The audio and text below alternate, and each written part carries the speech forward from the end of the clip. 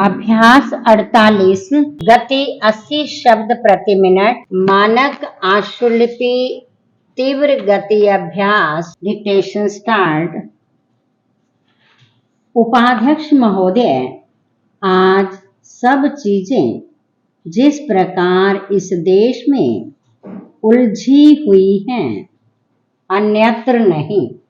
यहाँ धर्म, दर्शन, विचार, राजनीति, भाषा, रहन सहन, शिक्षा, दीक्षा सब उलझी हुई हैं। इस उलझन का मुख्य कारण है नजर का साफ न होना।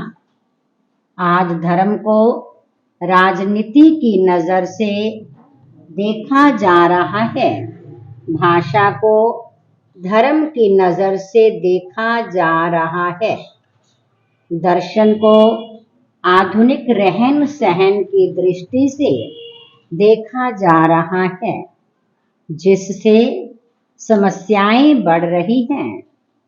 जिस प्रकार राजनीति दल, जाति और राज्य से जुड़ी हुई है, उसी तरह भाषाएं भी जाति, धर्म और राज्य से जुड़ी हुई हैं। यह विडंबना नहीं तो क्या है?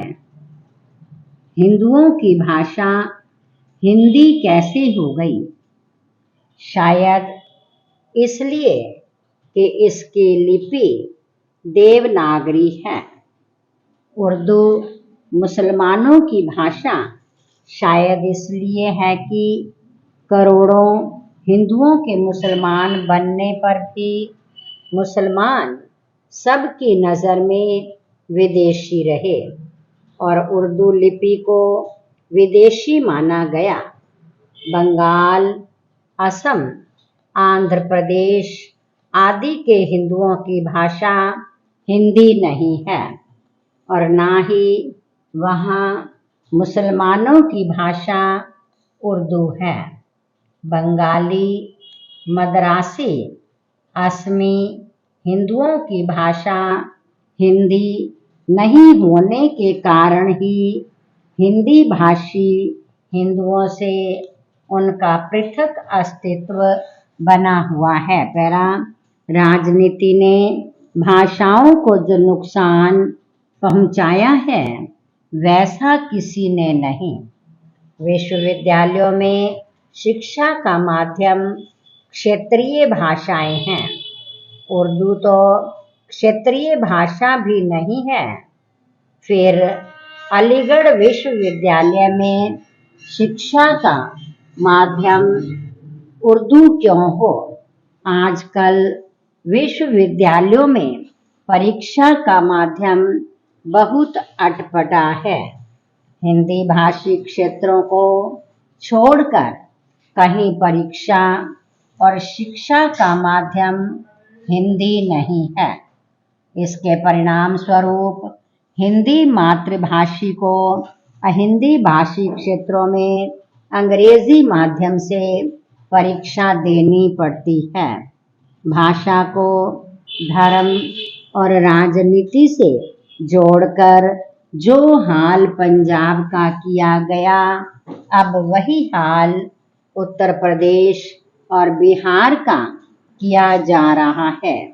अंग्रेजी अगर इतनी व्यर्थ और अन्य भारतीय भाषाओं के विकास में बाधा पहुंचाती है, तो भारत सरकार का अध्यादेश द्वारा अंग्रेजी को समाप्त क्यों नहीं कर देती? क्या अंग्रेजी को समाप्त करने के लिए एक अध्यादेश जारी करने से देश का विभाजन हो जाएगा? यह आरोप कि हिंदी संस्कृत निष्ठ होती जा रही है, बेबुनियाद है।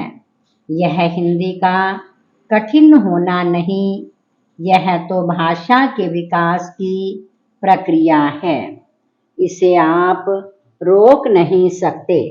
जैसे जैसे मानवता और संस्कृति में विकास होता रहता है, उसी प्रकार भाषाओं में भी विकास होता रहता है और यह सहज स्वाभाविक है।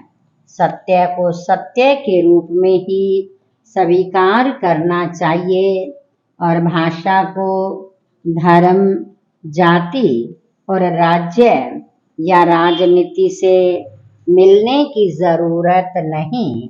पूर्ण विराम।